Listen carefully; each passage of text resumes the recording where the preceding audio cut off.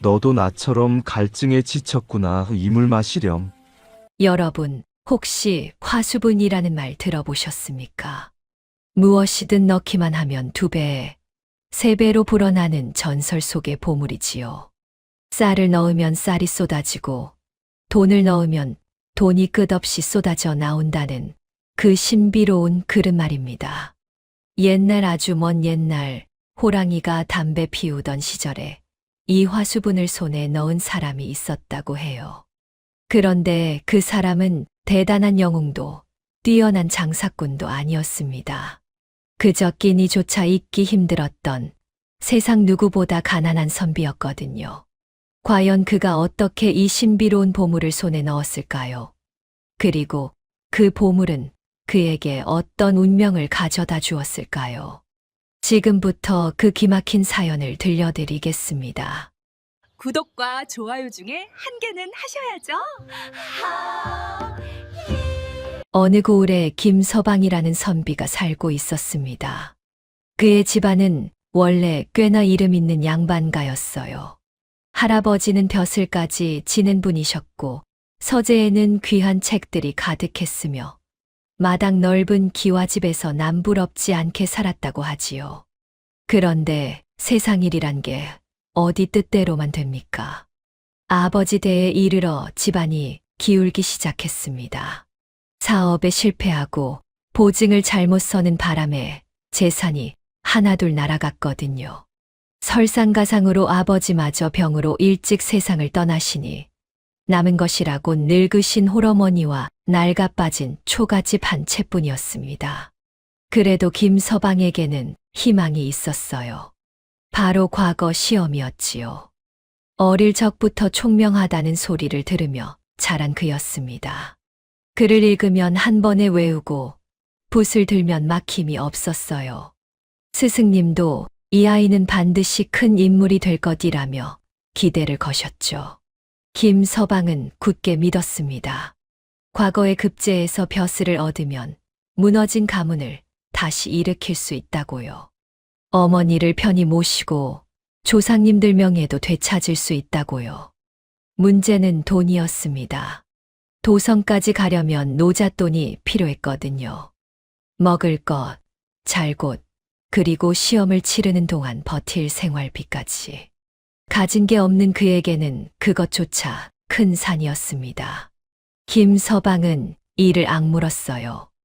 밤에는 글을 읽고 낮에는 남의 집 일을 도왔습니다.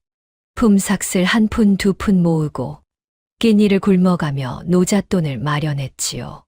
그렇게 꼬박 3년을 버텼습니다. 마침내 과거 시험날이 다가왔을 때 김서방의 손에는 피땀으로 모은 얼마 되지 않는 돈이 쥐어져 있었어요. 어머니, 다녀오겠습니다. 그래, 몸 조심하거라.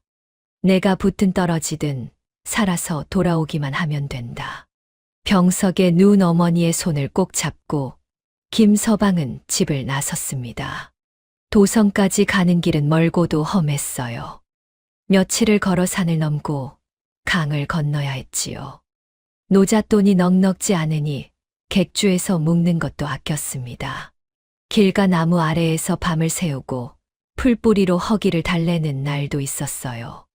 그러던 어느 날이었습니다. 유난히 볕이 따가운 여름날이었어요. 산길을 넘고 있었는데 해는 머리 꼭대기에서 내리쬐고 땀은 비 오듯 흘렀습니다. 목은 타들어갔지만 물통은 이미 바닥난 지 오래였죠. 김서방은 그늘을 찾아 비틀거렸습니다. 한 발자국 내딛기가 태산 같았어요. 눈앞이 아물아물하고 다리에 힘이 풀렸습니다. 이러다 쓰러지면 그때 길가에 뭔가 반짝이는 게 보였습니다. 무릉덩이였어요. 반가운 마음에 달려갔습니다. 기진맥진한 몸을 이끌고 간신히 웅덩이 앞에 도착했죠. 그런데 이게 웬일입니까? 웅덩이는 이미 바짝 말라 있었어요. 바닥은 갈라져 거북 등처럼 금이 가 있었고 물이라곤 한 방울도 남지 않았습니다. 김서방은 풀썩 무릎을 꿇었어요. 하늘이 원망스러웠습니다. 그때였습니다. 메마른 진흙 바닥 위에서 무언가 움직였어요. 자세히 보니 손가락 한 마디만 한 개구리가 한 마리 있었습니다. 개구리는 배를 하늘로 향한 채 힘없이 헐떡이고 있었어요. 움직이려 해도 움직일 수가 없는 모양이었습니다. 온몸이 바싹 말라 있었고 숨을 몰아쉬는 작은 배가 불쌍하게 오르락내리락 했지요. 보통 사람이라면 그냥 지나쳤을 겁니다. 그까짓 개구리 하나 어쩌겠어. 나도 죽을 지경인데. 그렇게 생각하는 게 당연했을 거예요. 하지만 김서방은 그럴 수 없었습니다. 쯧쯧. 너도 나처럼 갈증에 지쳤구나. 그는 허리춤을 더듬었습니다. 물통 안에 마지막 남은 물이 있었어요. 진짜 마지막 한 모금. 이걸 마시면 조금이라도 버틸 수 있을 물이었죠. 김서방은 잠시 망설였습니다. 자신도 언제 다음 물을 구할 수 있을지 알 수 없었으니까요. 이 산길에서 쓰러지면 아무도 찾아주지 않을 것입니다. 그러면 어머니는요? 급제에서 가문을 일으키겠다던 꿈은요? 하지만 그의 눈은 계속 개구리에게로 향했어요. 저 작은 목숨도 살고 싶은 건 마찬가지일 테지. 김서방은 마음을 정했습니다. 에이, 모르겠다. 그는 물통을 기울여 마지막 물을 조심스럽게 개구리 위에 쏟았습니다.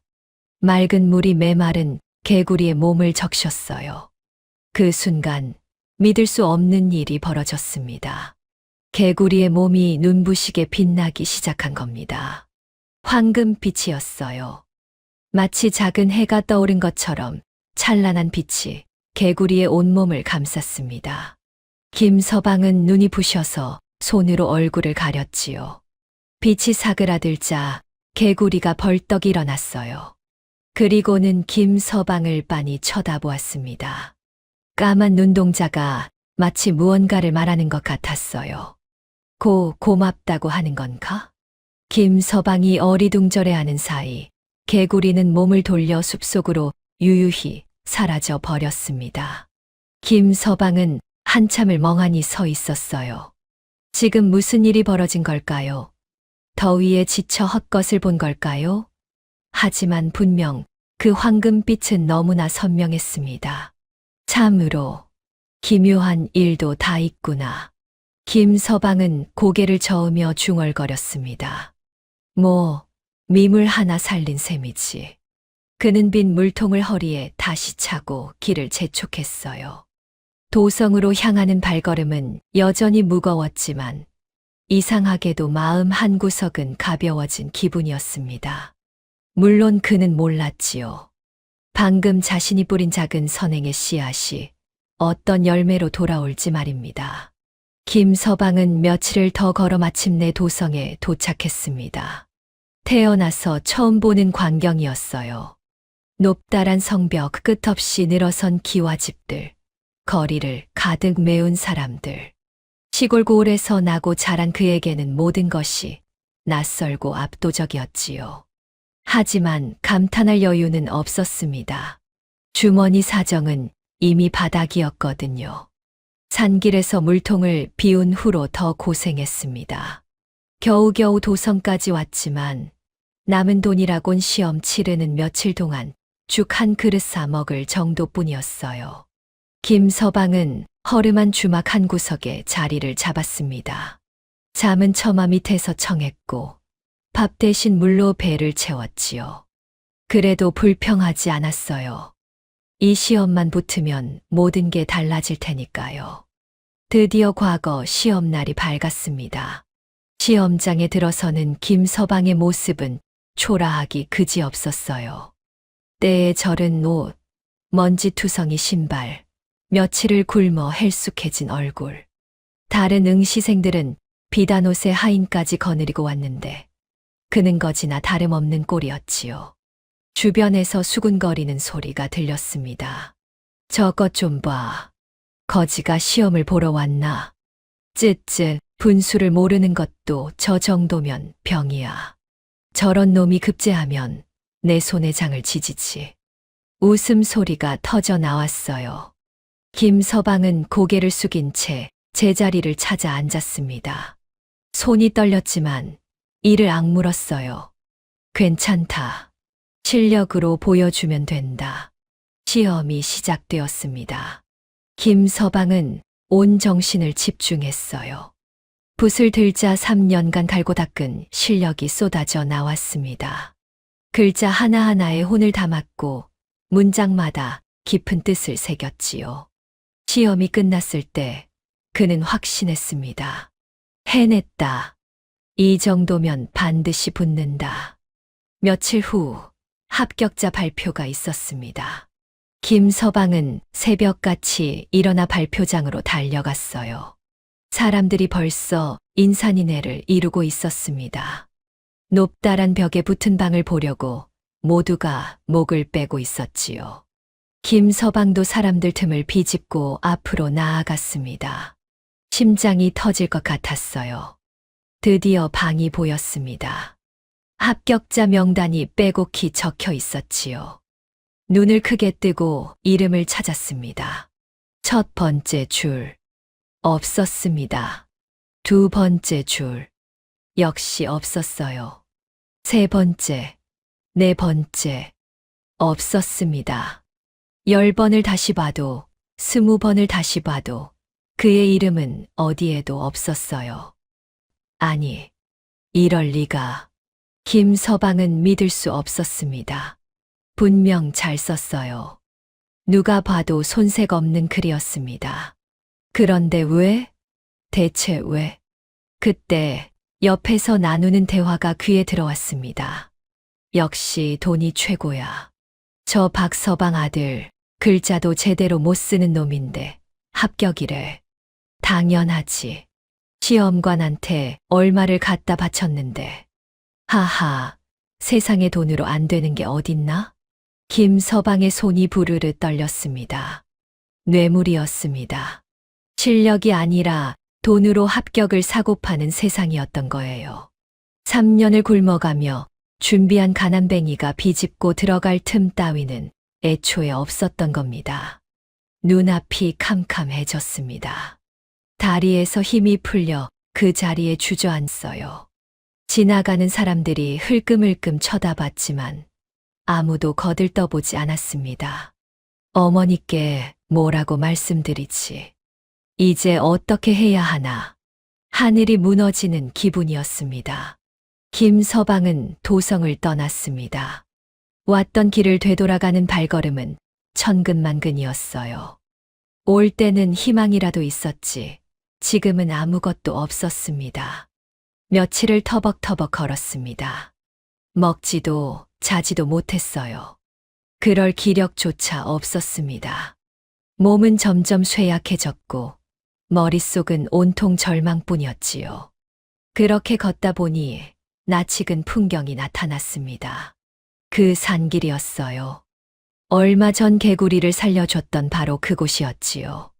길가의 바위도 말라붙은 웅덩이 자리도 그대로였습니다. 김서방은 그 바위에 털썩 주저앉았어요. 더는 한 발자국도 걸을 수 없었습니다. 긴 한숨이 절로 나왔습니다. 하늘을 올려다보니 구름 한 점 없이 맑았어요. 날씨만은 참 좋았습니다. 자신의 처지와는 너무나 다른 맑은 하늘이 원망스러웠지요. 차라리 비라도 쏟아지면 어울릴 텐데. 쓴 웃음이 새어 나왔습니다. 바로 그때였습니다. 개굴. 어디선가 소리가 들렸어요.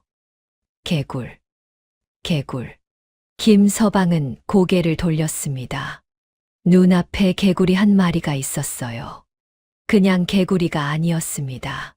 온몸이 황금빛으로 빛나는 바로 그 개구리였지요. 아니, 김서방은 벌떡 일어났습니다.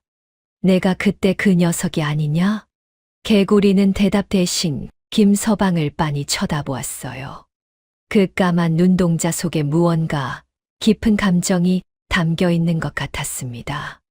마치 그의 사정을 다 알고 있다는 듯이요.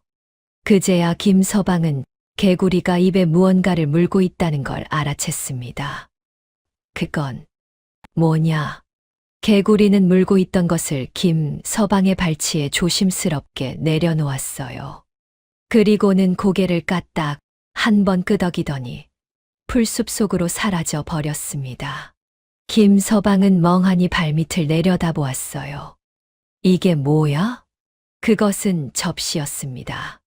그런데 아주 형편없는 접시였어요. 여기저기 금이 가 있고 가장자리는 이가 빠져 울퉁불퉁했습니다. 빛깔도 발에서 누런 때가 덕지덕지 끼어 있었지요. 아무리 봐도 쓰레기나 다름없었습니다. 허허. 김서방은 허탈하게 웃었습니다. 은혜를 갚으러 온 줄 알았더니 이런 걸 가져다 주다니. 그래도 내버리긴 어려웠어요. 아무리 하찮은 물건이라도 그 개구리가 정성스레 물어다 준 것이니까요. 그래, 내 성의를 어찌 모른 척 하겠느냐. 김서방은 접시를 집어 품에 넣었습니다. 재떨이라도 하지 뭐. 그리고 다시 터벅터벅 집으로 향하는 길을 걸었지요. 초라한 등에 지는 해가 길게 그림자를 드리웠습니다. 그는 아직 몰랐습니다. 방금 품에 넣은 깨진 접시가 자신의 운명을 송두리째 바꿔놓을 보물이라는 것을요.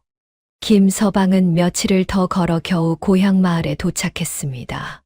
집에 들어서자 어머니가 기다리고 계셨어요.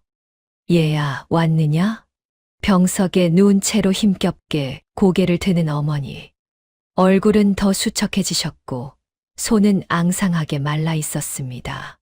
김서방은 차마 낙방 소식을 전할 수가 없었어요. 예, 어머니. 다녀왔습니다. 그래. 결과는 어찌 되었느냐? 김서방은 고개를 숙였습니다. 그 모습만 봐도 어머니는 다 알아차리셨지요. 괜찮다, 괜찮아. 내가 무사히 돌아왔으면 된 거야. 어머니는 힘없이 웃으시며 아들의 손을 잡았습니다. 그 마른 손이 얼마나 따뜻하던지요.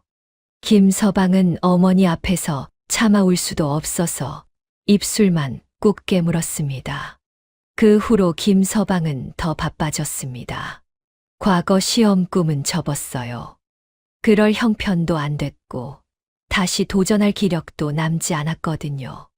이제는 오로지 하루하루 살아남는 게 목표였습니다. 새벽같이 일어나 남의 집 일을 도왔어요. 밭을 갈고 나무를 하고 짐을 나르고 양반 체면이요. 그런 건 배고픔 앞에서 아무 소용이 없었습니다.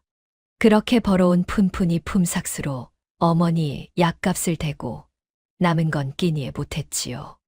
그래도 늘 모자랐습니다.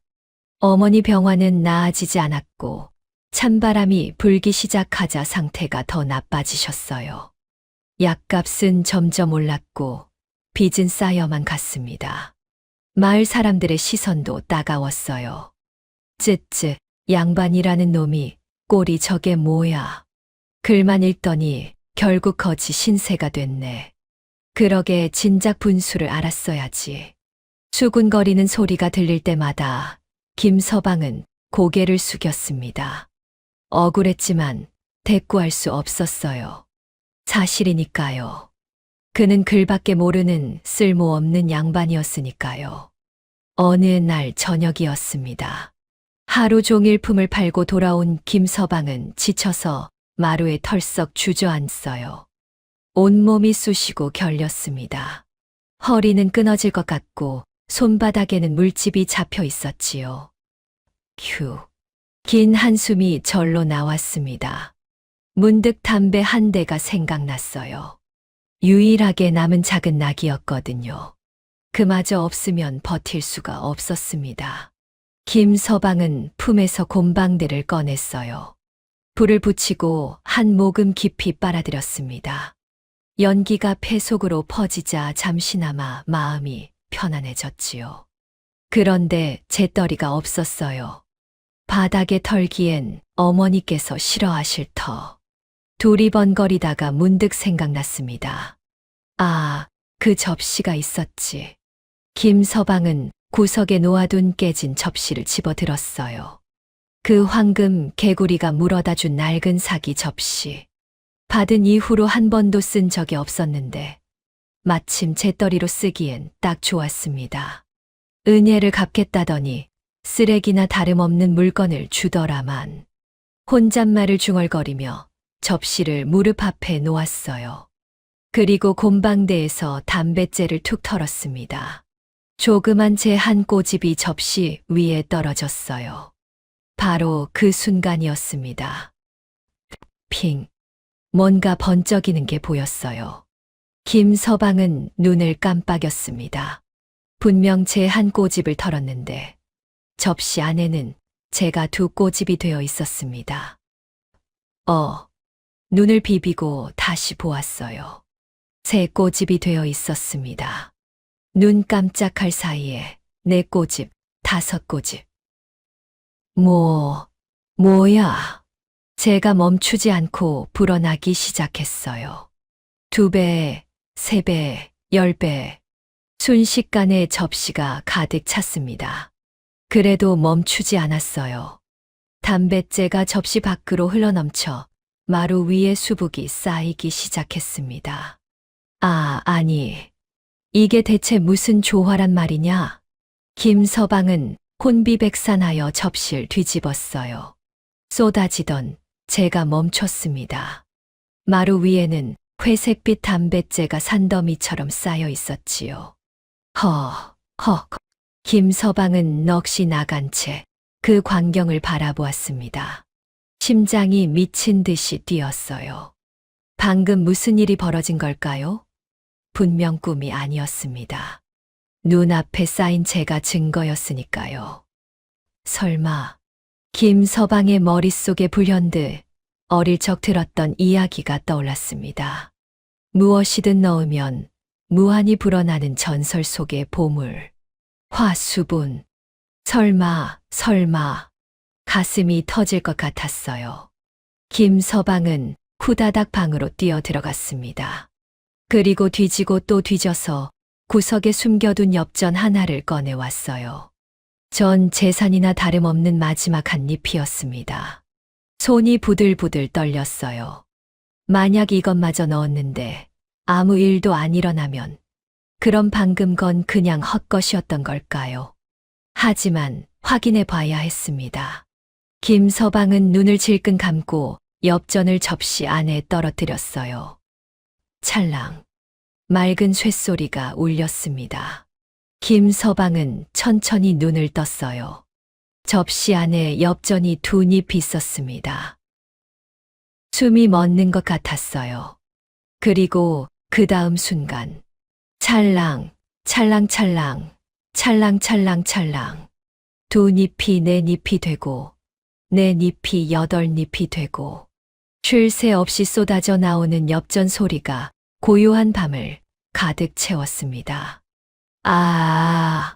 김서방은 소리를 질렀어요. 엽전이 접시에서 폭포처럼 쏟아져 나왔습니다. 마루를 덮고 바닥을 덮고 어느새 발목까지 차올랐지요. 너무 놀라서 접시를 뒤집자 그제야 쏟아지던 엽전이 멈췄습니다. 김서방은 그 자리에 털썩 주저앉어요. 사방을 둘러보았습니다. 달빛 아래 반짝이는 엽전이 온 마루를 가득 메우고 있었어요. 평생 만져본 적 없는 어마어마한 돈이었습니다.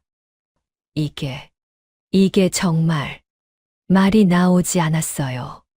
이건 틀림없는 화수분이었습니다. 전설로만 듣던 이야기 속에만 있다던 바로 그 보물이었어요.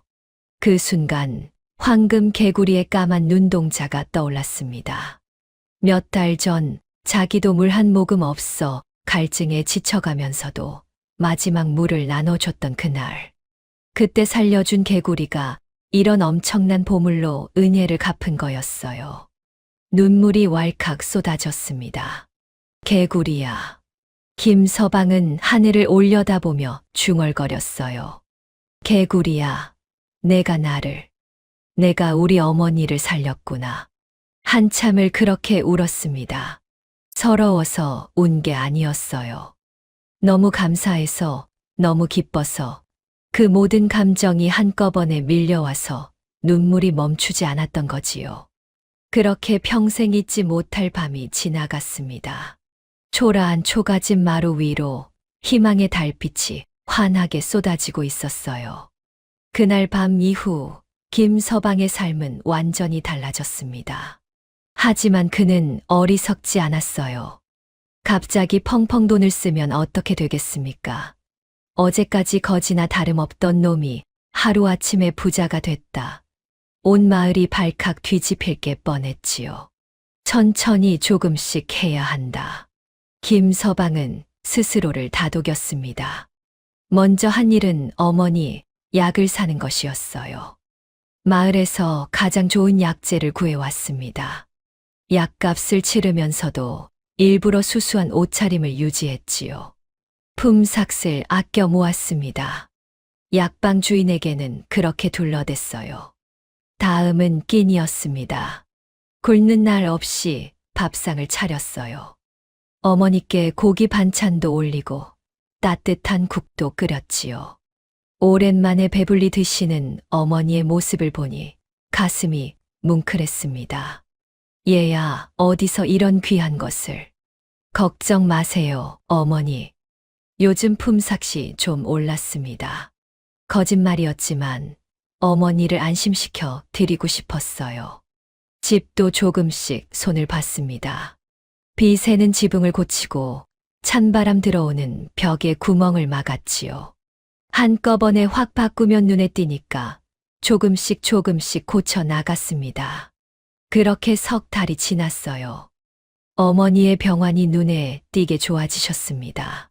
안색에 홍조가 돌고 몸을 일으켜 앉으실 수 있게 되었지요. 마당에 나와 햇볕을 쬐시는 날도 생겼어요. 얘야, 내 덕분에 이 늙은 것이 다시 살았구나. 어머니가 아들의 손을 꼭 잡으며 말씀하셨습니다. 무슨 말씀을요? 어머니가 오래오래 건강하셔야지요. 김서방은 환하게 웃었어요. 이제야 비로소 웃을 수 있게 된 것 같았습니다. 하지만 세상에 비밀은 없는 법이지요. 아무리 조심해도 사람들의 눈을 완전히 속일 수는 없었습니다. 수군거림이 시작되었어요. 이상하지 않아? 저 김서방 말이야. 마을 우물가에서 아낙네들이 모여 이야기했습니다. 그러게 얼마 전까지만 해도 끼니도 못 잊더니 요즘은 장에서 좋은 것만 골라 사더라고. 약방에서도 봤어. 비싼 약재를 현찰로 척척 사가던데 도대체 어디서 돈이 난 거야? 고개를 갸웃거리는 사람들. 곧 별의별 소문이 돌기 시작했어요. 산에서 금을 캐왔대. 아니야, 도깨비한테 보물을 받았다더라. 내가 들은 바로는 어디서 큰 돈을 주었다던데. 소문은 눈덩이처럼 불어났습니다. 김서방도 어렴풋이 느끼고 있었어요. 길을 가면 사람들이 힐끔거리고 등 뒤에서 수군거리는 소리가 들렸거든요. 불안했습니다. 화수분의 비밀이 탄로나면 어떻게 될까요? 빼앗으려는 자들이 몰려들게 뻔했어요. 김서방은 접시를 더 깊이 숨겼습니다. 마루 밑땅을 파고 상자에 넣어 묻어두었지요. 필요할 때만 꺼내 쓰고 다시 묻기를 반복했어요. 그러면서도 한 가지 고민이 있었습니다. 이 보물을 나 혼자만 쓰는 게 맞는 걸까? 김서방은 가난이 무엇인지 뼈저리게 알았어요. 굶주림의 고통, 멸시받는 서러움, 아파도 약 한 첩 못 쓰는 서름. 그 모든 걸 온몸으로 겪어왔으니까요. 마을을 둘러보니 자기처럼 힘든 사람이 한둘이 아니었습니다. 논밭을 잃고 남의 집 일을 하며 근근히 살아가는 가족. 병든 아버지를 두고 약값을 마련하지 못해 발만 동동 구르는 효자.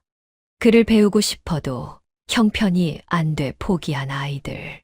김서방은 결심했어요. 은혜는 돌고 도는 것이다. 나도 받은 것을 나눠야지.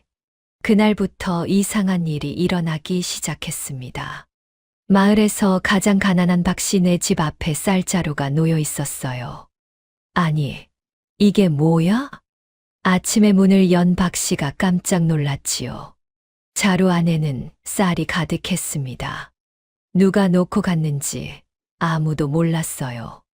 며칠 뒤에는 최 노인네 집에서 소동이 일어났습니다. 병석에 누운 최 노인의 약값을 누군가 대신 치렀다는 거예요. 약방에서 그러는데 모르는 사람이 와서 값을 다 내고 갔대. 세상에 그런 기특한 사람이 다 있나? 한두 번이 아니었어요. 장에 가지 못하는 홀어머니, 집에 반찬거리가 놓여 있고 서당에 다니지 못하는 아이에게 책과 붓이 전해졌습니다. 지붕이 무너져 고생하던 집에는 기와가 배달되었지요. 마을 사람들은 수군거렸어요. 도대체 누가 이러는 거야? 귀신이 고칼 노릇이네. 혹시 산신령님이 도와주시는 건가? 아무도 정체를 알 수 없었습니다. 하지만 받은 사람들은 하나같이 눈물을 흘렸어요. 누군지 모르지만 평생 은혜를 잊지 않겠습니다. 덕분에 우리 가족이 살았어요. 꼭 보답하고 싶은데 마을에 온기가 돌기 시작했습니다. 도움을 받은 사람들이 다른 이웃을 돕기 시작했거든요. 작은 나눔이 또 다른 나눔을 낳고 차가웠던 마을 분위기가 조금씩 따뜻해졌지요. 김서방은 멀리서 그 모습을 지켜보며 미소 지었어요. 이게 바로 개구리가 내게 준 진짜 보물인지도 모르겠구나. 어느 날 밤이었습니다. 김서방은 접시를 꺼내 쌀을 조금 불린 뒤 다시 묻으려고 마루 밑을 파고 있었어요. 그때 등 뒤에서 인기척이 느껴졌습니다. 얘야, 어머니였어요. 김서방은 화들짝 놀랐습니다. 손에 든 접시를 급히 등 뒤로 숨겼지요. 어머니, 이 밤에 어인 일이세요? 어머니는 말없이 아들에게 다가왔습니다. 그리고 조용히 말씀하셨어요. 다 알고 있다, 얘야. 예, 그 접시. 이상한 물건이지. 김서방은 말문이 막혔습니다. 어머니는 아들 옆에 앉으며 말을 이으셨어요. 밤마다 내가 뭔가를 파묻고 꺼내는 걸 알고 있었단다. 그리고 마을에 좋은 일이 생길 때마다 내 눈이 반짝이는 것도 어머니, 그 물건이 어디서 났는지 묻지 않마. 다만 어머니는 아들의 손을 꼭 잡았어요. 욕심을 부리지 마라. 분수에 넘치면 화가 되느니라. 예, 어머니, 명심하겠습니다. 김서방은 고개를 숙였어요. 어머니의 말씀이 가슴에 새겨졌습니다. 그날 밤, 김서방은 접시를 더욱 깊이 묻었어요. 그리고 다짐했지요. 꼭 필요한 만큼만 쓰자. 절대 욕심내지 말자. 하지만 좋은 소문은 나쁜 귀에도 들어가는 법이지요. 고을 저 너머에 악명 높은 부자가 살고 있었습니다. 최진사라는 자였어요. 그는 이 마을 소문을 듣고 눈을 번뜩였습니다. 뭐, 가난뱅이 선비가 갑자기 부자가 됐다고? 예, 날이 어디서 신비한 물건을 얻었다는 소문이 바다합니다. 신비한 물건. 최진사의 입꼬리가 실룩거렸어요. 재미있군. 아주 재미있어. 그의 눈에 탐욕의 불꽃이 일었습니다. 바로 그 무렵 김서방은 이상한 느낌을 받았어요. 누군가 자신을 지켜보는 것 같았거든요. 장에 가면 낯선 자가 멀찍이서 눈을 떼지 않았고 집 근처에서 수상한 인기척이 느껴지기도 했습니다. 불안한 예감이 스멀스멀 피어올랐지요. 그러나 그가 미처 대비하기도 전에 탐욕의 그림자는 이미 코앞까지 다가와 있었습니다. 최진사. 그 이름만 들어도 고을 사람들은 이를 갈았습니다. 대체 어떤 자였기에 그토록 미움을 받았을까요? 원래 최진사는 보잘것없는 집안 출신이었어요. 젊었을 적에는 남의 집 마름 노릇을 하며 근근히 살았던 자였지요. 그런 그가 어떻게 고을 최고의 부자가 되었느냐? 수단과 방법을 가리지 않았기 때문입니다. 처음에는 작은 돈놀이로 시작했어요. 가난한 농민들에게 씨앗값, 약값을 빌려주었지요. 급한 사람에게 손 내미는 착한 사람처럼 보였습니다. 하지만 그의 이자는 살인적이었어요. 열을 빌리면 20을 갚아야 했고, 한 달만 늦으면 그게 30, 40으로 불어났지요. 갚지 못하면 논밭을 빼앗았습니다.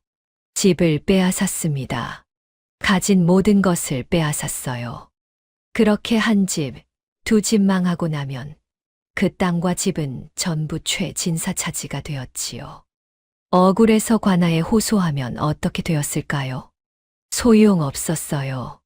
최진사는 관아의 관리들에게도 매물을 바쳐 손을 잡고 있었거든요. 오히려 고소한 사람이 없는 빚을 만들어 양반을 모함한 죄로 곤장을 맞기 일쑤였습니다. 마을 사람들은 이를 갈면서도 입을 다물었어요. 저 영감은 사람 가죽을 쓴 짐승이야. 건드리면 어떻게든 보복당해. 가만히 있는 게 상책이라고. 그렇게 몇십 년 최진사는 남의 피를 빨아 배를 불렸습니다. 이제 고을에서 그보다 부유한 자는 없었어요. 기와 집은 100칸이 넘었고 창고에는 곡식이 산더미처럼 쌓여 있었지요. 하인만 수십 명이었고 논밭은 눈이 닿는 곳까지 죄다 그의 것이었습니다. 그런데도 그는 만족하지 못했어요. 더. 가져도 끝이 없었습니다. 바로 이런 자가 김서방의 소문을 들은 거예요. 넣는 것마다 무한히 불어나는 그릇이라고? 최진사는 처음에 코웃음을 쳤습니다. 허튼 소리 말거라. 그런 게 세상에 어딨어. 하오나 날이 직접 확인해 보았사옵니다. 밀정으로 보낸 하인이 고개를 조아리며 말했어요. 분명 거지나 다름없던 놈인데 요즘은 장에서 좋은 것만 골라 삽니다. 어머니 약값도 비싼 걸로 치르고 집도 고치고 있더이다. 그래서 품삯 모은 거 아니냐? 그게 일을 하지 않습니다. 최진사의 눈이 번뜩였어요. 뭐라고? 예. 예전처럼 품팔이를 다니지 않습니다. 그런데도 돈이 끊이지 않는 것 같더이다. 최진사는 턱을 쓰다듬었습니다. 일을 안 하는데 돈이 생긴다. 그건 분명 뭔가 있다는 뜻이었어요. 그 놈 집을 더 살펴라. 밤마다 뭘 하는지, 뭘 숨기는지 낱낱이 파악해와. 알겠사옵니다. 날이. 며칠 뒤 하인이 다시 왔습니다. 날이 알아냈사옵니다. 말해봐. 그놈이 밤마다 마루 밑에서 뭔가를 꺼내고 묻더이다. 조심스럽게 싸서 안고 다니는 것이 아마도 접시처럼 보였습니다. 접시. 예. 그리고 그걸 꺼낸 다음 날이면 어김없이 장에 나가 물건을 사더이다. 최진사의 입꼬리가 실룩 올라갔어요. 접시를 꺼내면 돈이 생긴다. 이거 정말일지도 모르겠군. 탐욕의 불꽃이 활활 타올랐습니다. 좋아. 그놈을 데려와라. 며칠 뒤 김서방은 느닷없이 불려갔습니다. 최진사 저택에서 사람이 왔거든요. 최진사 어르신께서 뵙고 싶어 하십니다. 김서방은 가슴이 철렁했어요. 최진사의 악명은 익히 들어 알고 있었거든요. 그자에게 불려간다는 건 좋은 일이 아니었습니다. 하지만 거절할 수도 없었어요. 권력 있는 자가 부르는데 안 가면 어떻게 되겠습니까? 핑계를 대봤자 더 나쁜 일이 생길 게 뻔했지요. 알겠습니다. 가지요. 김서방은 무거운 발걸음으로 최 진사의 저택을 찾아갔습니다. 대문을 들어서는 순간 그는 입이 떡 벌어졌어요. 집이 아니라 궁궐이었습니다. 끝없이 이어지는 행랑채, 번쩍번쩍한 기와지붕, 사방에 늘어선 하인들. 한 사람의 재산이라기엔 너무나 어마어마했지요. 이 많은 것이 죄다 남의 피와 눈물로 쌓은 것이구나. 씁쓸한 마음이 들었어요. 안으로 들어서자 최 진사가 기다리고 있었습니다. 비단 옷에 금태 안경, 살찐 배에 늘어진 턱. 기름기가 자르르 흐르는 얼굴이 뱀 같았어요. 어서 오게, 김서방. 최 진사가 싱긋 웃었습니다. 자네 소문이 자자하더군. 덕망 있고 마음씨 착한 선비라고. 과찬이십니다, 어르신. 김서방은 고개를 숙였지만 등골이 서늘했어요. 칭찬치고는 눈빛이 너무 차갑다. 앉게, 앉아. 차라도 한잔 하세. 최 진사가 손짓하자 하인이 다과상을 들고 왔습니다. 김서방은 자리에 앉았지만 손은 무릎 위에 꼭 모은 채였어요. 그래, 요즘 살림이 좀 나아졌다던데?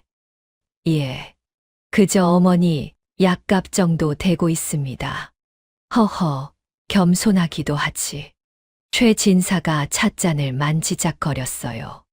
소문에 듣자 하니 자네가 신비한 물건을 가지고 있다더군.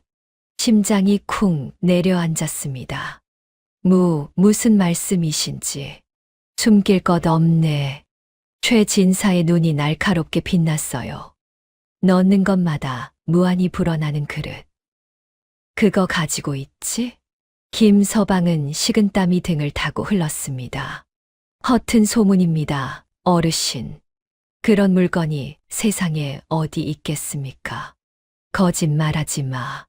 최 진사의 목소리가 싸늘해졌어요. 내가 사람을 보내 다 알아봤네. 자네가 밤마다 뭘 꺼내고 숨기는지도. 말문이 막혔습니다.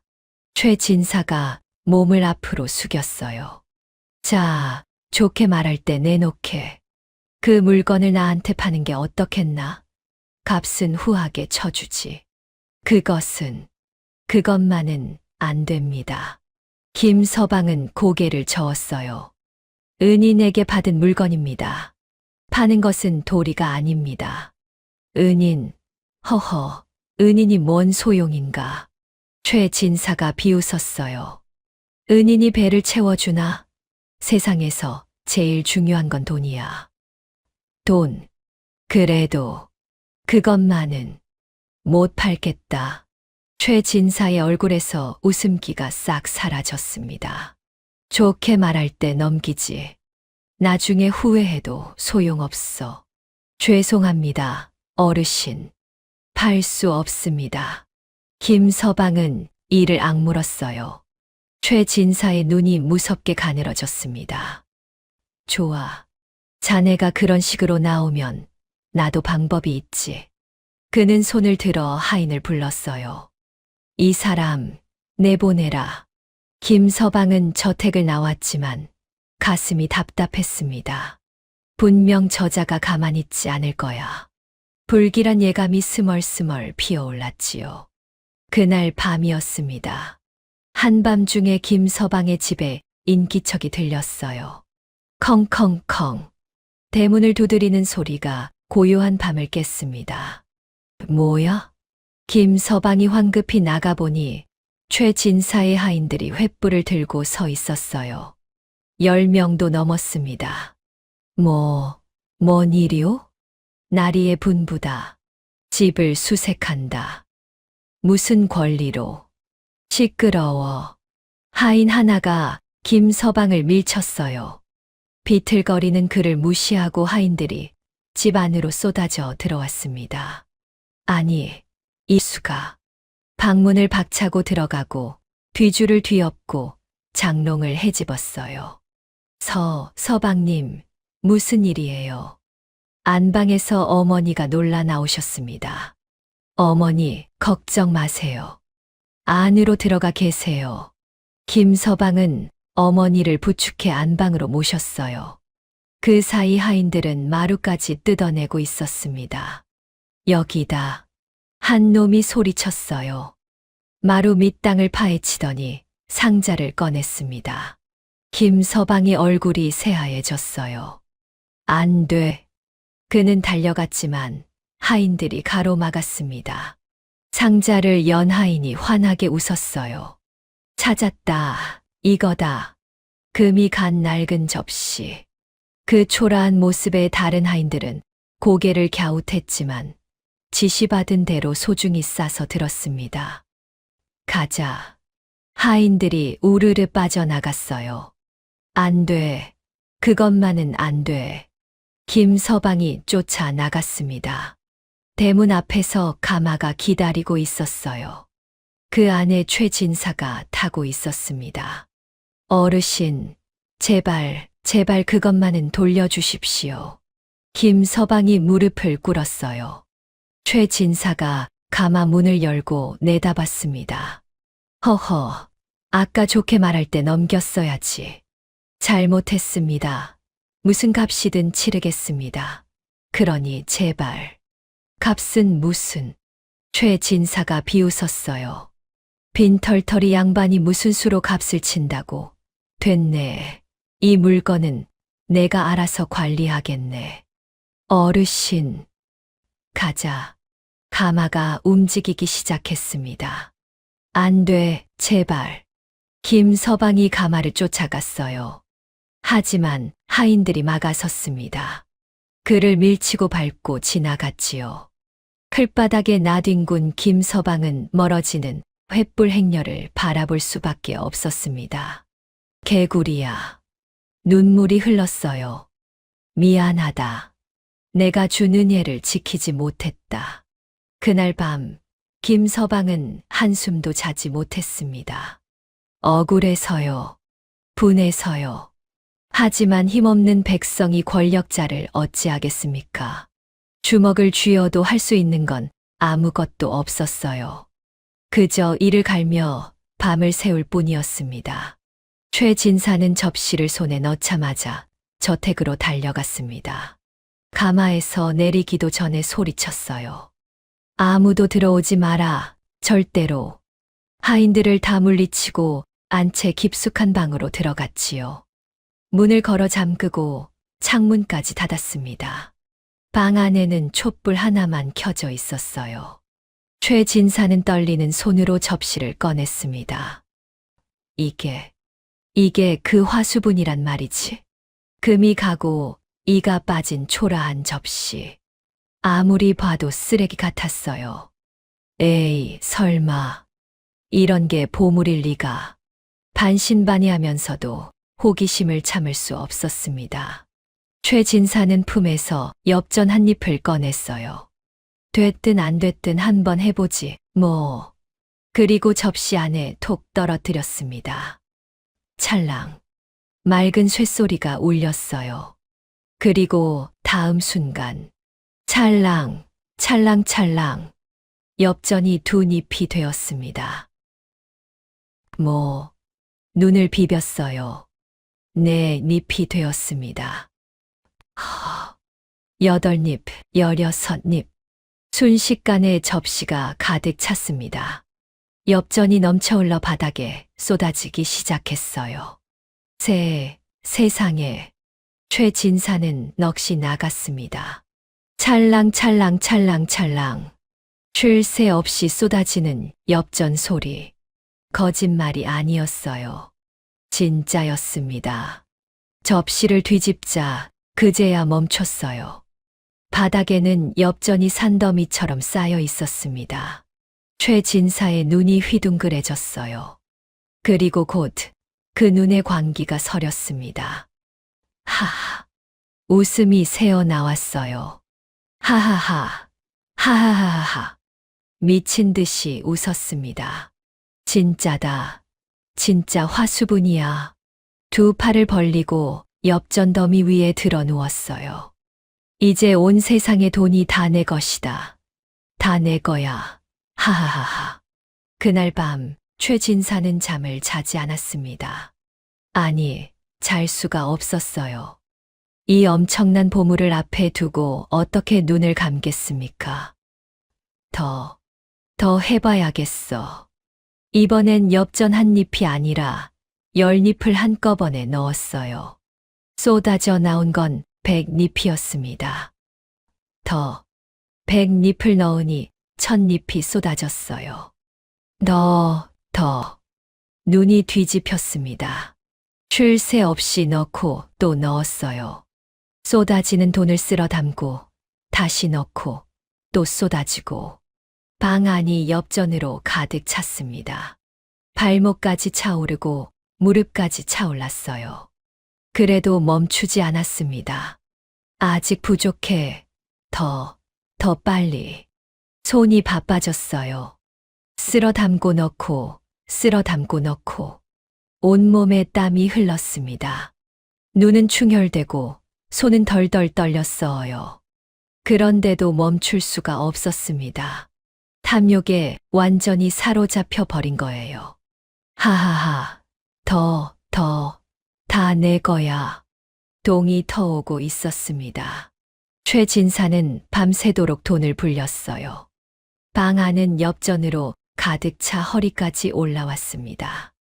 문을 열면 쏟아져 나올 지경이었지요. 그런데도 그는 멈추지 않았어요. 이 정도로는 부족해. 금으로 해야지. 그는 창고에서 금화 몇 잎을 가져왔습니다. 황금빛 금화를 접시에 넣었어요. 쨍그랑 금화가 쏟아져 나왔습니다. 눈이 휘둥그레졌어요. 그래, 이거야, 금이다, 금. 금화를 쓸어 담아 다시 넣고 또 쏟아지고 미친 듯이 손을 놀렸어요. 더 빨리, 더 많이. 그런데 너무 급하게 움직이다 보니 손놀림이 거칠어졌습니다. 금화가 튀고 접시가 흔들렸어요. 조심해야지. 입으로는 그렇게 말하면서도 손은 멈추지 않았습니다. 더. 바로 그 순간이었어요. 금화를 움켜쥐어 넣으려다가 발을 헛디뎠습니다.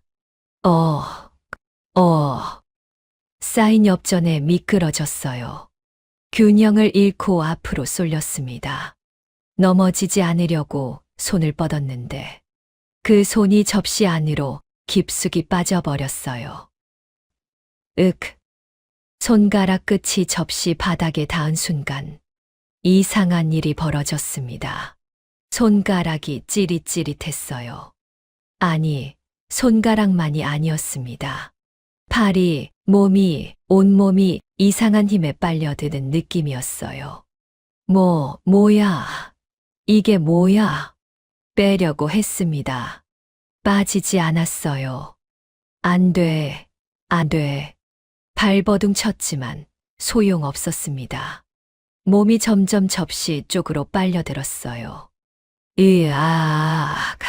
비명을 질렀습니다. 그리고 다음 순간 펑! 눈부신 빛이 방 안을 가득 채웠어요. 빛이 사그라들었습니다. 최진사는 정신을 차리고 눈을 떴어요. 뭐야? 내가 왜 여기에? 분명 접시에 빨려들었는데 자신은 여전히 방 안에 있었습니다. 꿈이었나? 안도의 한숨을 내쉬려는 순간 뭐 하는 거야, 넌? 목소리가 들렸어요. 자기 목소리였습니다. 최진사는 고개를 돌렸어요. 그리고 눈이 휘둥그레졌습니다. 뭐야? 자기가 거기 서 있었어요.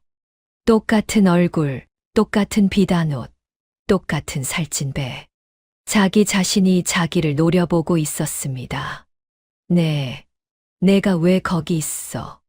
내가 할 말이야. 내가 왜 거기 있어? 두 사람이 동시에 소리쳤어요.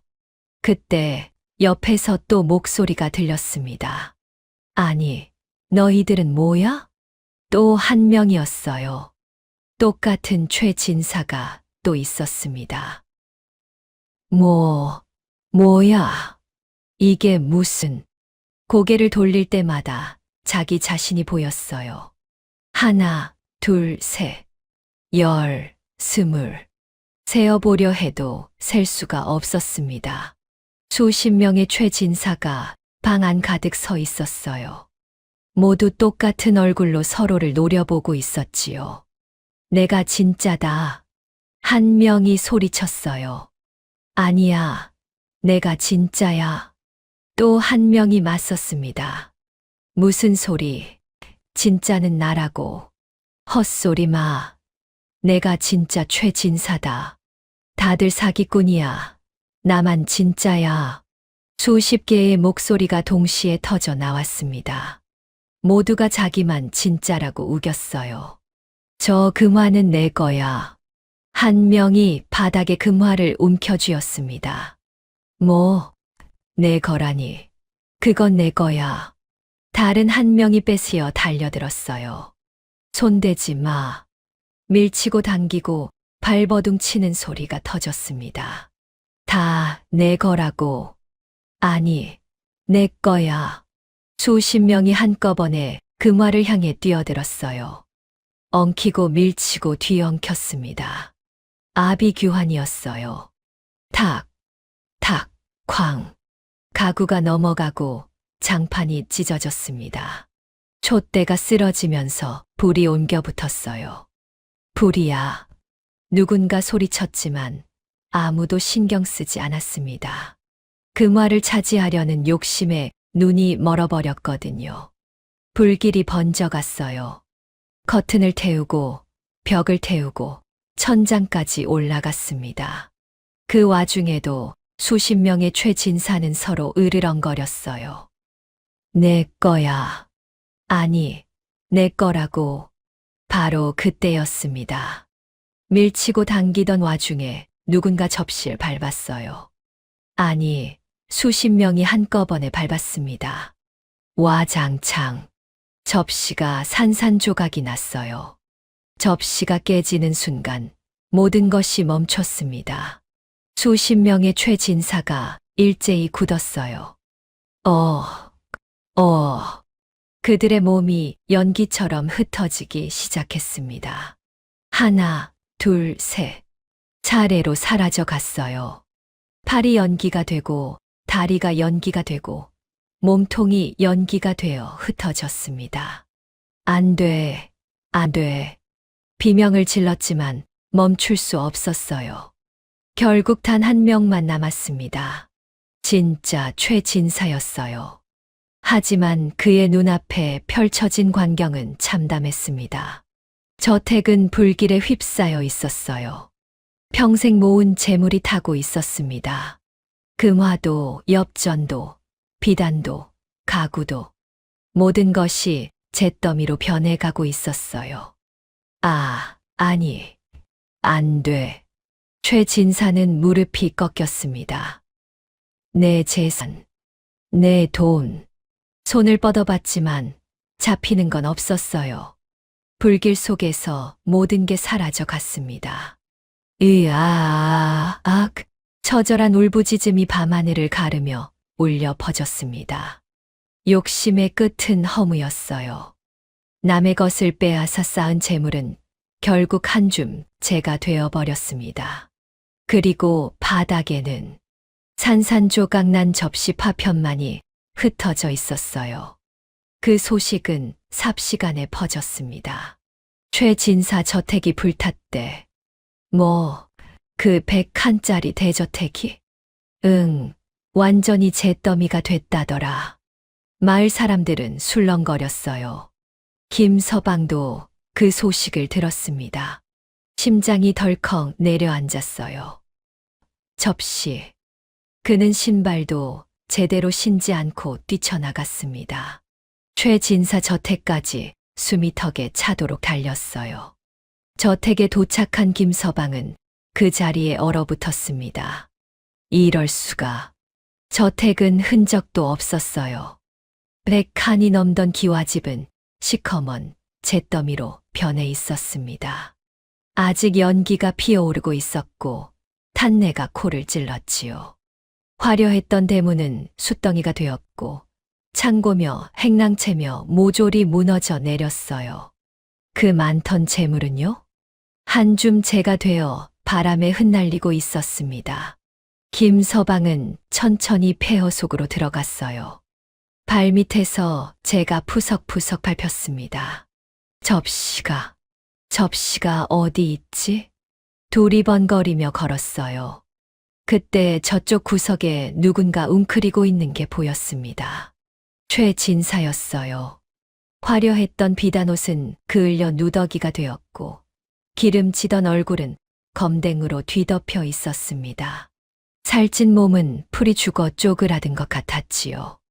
그는 잿더미 위에 주저앉아 허공을 바라보고 있었어요. 눈에 초점이 없었습니다. 내 돈, 내 재산, 중얼거리는 소리가 들렸어요. 다 사라졌어. 다 사라졌어. 미친 사람처럼 같은 말만 되풀이하고 있었습니다. 씁쓸했습니다. 김서방은 고개를 돌려 다시 걸었어요. 접시를 찾아야 했습니다. 설령 깨졌더라도 그 조각이라도 수습하고 싶었거든요. 황금 개구리가 준 은혜의 증표였으니까요. 한참을 헤맸습니다. 재와 숯더미 사이를 뒤졌어요. 그러다 한쪽 구석에서 무언가 반짝이는 걸 발견했습니다. 저건 김서방은 달려갔어요. 접시 조각들이었습니다. 금이 갔던 그 낡은 사기 접시가 산산조각 나 흩어져 있었어요. 김서방은 무릎을 꿇었습니다. 조심스럽게 조각들을 주워 손에 모았어요. 손바닥 위에 올린 파편들은 더 이상 아무런 힘이 없었습니다. 그냥 깨진 사기 조각일 뿐이었지요. 목이 메었어요. 미안하다. 나지막이 중얼거렸습니다. 내가 준 귀한 것을 내가 지키지 못했다. 눈물이 볼을 타고 흘렀어요. 바로 그때 개굴개굴 소리가 들렸습니다. 고개를 드니 잿더미 위에 개구리 한 마리가 앉아 있었어요. 온몸이 황금빛으로 빛나는 그 개구리였습니다. 아, 김서방은 숨을 삼켰어요. 내가 왜 여기에? 개구리는 대답 없이 김서방을 빤히 바라보았습니다. 까만 눈동자가 마치 말을 하는 것 같았어요. 괜찮아. 내 잘못이 아니야. 그렇게 말하는 것 같았습니다. 김서방의 눈물이 더 흘렀어요. 고마웠어. 목이 메어 말이 제대로 나오지 않았습니다. 그때 내 목숨을 구해준 게 아니야. 내가 날 구해준 거야. 목마를 때 물 한 모금. 그걸로 이렇게 갚아주다니. 은혜를 갚는 건 내가 아니라 내가 해야 할 일이었는데. 개구리가 고개를 까딱였어요. 마치 그런 말 말라고 하는 것처럼요. 그리고 천천히 몸을 돌렸습니다. 가는 거야? 김서방이 물었어요. 개구리가 멈췄습니다. 다시 고개를 돌려 김서방을 바라봤어요. 까만 눈동자가 마지막으로 반짝였습니다. 그리고 고개를 한번 끄덕였지요. 잘 살아. 그렇게 말하는 것 같았어요. 개구리는 폴짝폴짝 뛰어 잿더미를 벗어났습니다. 숲 쪽으로 향했어요. 황금빛이 점점 멀어졌습니다. 숲속으로 사라질 때까지 김서방은 자리를 뜨지 못했어요. 개구리가 완전히 사라지자 그는 깊이 허리를 숙였습니다. 고맙다. 정말 고마웠다. 집으로 돌아온 김서방은 이상한 것을 발견했습니다. 예전에 화수분으로 불려두었던 재물들이 그대로였어요. 쌀은 쌀대로, 돈은 돈대로 고스란히 남아 있었습니다. 이게 어떻게? 분명 접시는 깨졌는데 왜 재물은 사라지지 않았을까요? 곰곰이 생각해 보았어요. 그러다 문득 깨달았습니다. 최진사는 욕심을 부렸지요. 더. 끝없이 쌓아 올리려 했어요. 그래서 전부 사라졌습니다. 하지만 자신은 달랐어요. 필요한 만큼만 썼고 나머지는 어려운 이웃과 나눴지요. 욕심내지 않고 나눈 것은 사라지지 않았던 겁니다. 그래, 그게 진짜 보물이었구나. 화수분이 진짜 보물이 아니었어요. 욕심 없는 마음, 나누는 기쁨. 그게 진짜 보물이었던 거예요. 얘야, 어머니가 부르셨어요. 예, 어머니. 얼굴이 많이 풀렸구나. 무슨 좋은 일 있었니? 김서방은 빙그레 웃었습니다. 예. 오래된 친구와 작별 인사를 했습니다. 친구, 누구? 언젠가 말씀드릴게요. 긴 이야기니까. 세월이 흘렀습니다. 김서방은 남은 재물로 더욱 선행을 베풀었어요. 굶주린 집에 쌀을 보내고 아픈 사람에게 약값을 대주었습니다. 배울 기회 없는 아이들을 모아 글을 가르치기도 했지요. 어머니의 병환도 완전히 나으셨어요. 건강을 되찾으신 어머니는 아들 곁에서 오래오래 행복하게 사셨습니다. 마을 사람들은 김서방을 존경했어요. 저분처럼 덕이 있는 분이 또 어디 있겠나. 우리 마을의 자랑이시지. 은혜 갚을 길이 없어서 그렇지. 평생 못 잊을 분이야. 김서방은 고을에서 가장 존경받는 사람이 되었습니다. 최진사요? 그날 이후 완전히 빈털터리가 되었어요. 평생 남의 것을 빼앗아 쌓은 재물이 하룻밤 사이에 전부 사라졌지요. 그에게 밟혔던 사람들은 아무도 도와주지 않았습니다. 결국 그는 구걸하며 떠돌다가 다시는 소식이 들리지 않았다고 해요. 옛말에 이르기를 짐승도 은혜를 아는데 하물며 사람이야 어떠하랴 했습니다. 받은 은혜를 갚고 가진 것을 나누며 살라. 욕심은 끝내 자신을 삼키지만 나눔은 영원히 남는다. 이것이 황금 개구리가 남긴 가르침이 아닐까 생각합니다. 오늘 이야기도 끝까지 들어주셔서 고맙습니다. 전해지는 야담을 바탕으로 제가 직접 대본을 쓰고 영상도 하나하나 만들었거든요. 오직 이 채널에서만 볼 수 있는 오리지널 콘텐츠니까요. 다음에도 더 기막힌 사연으로 찾아뵐게요.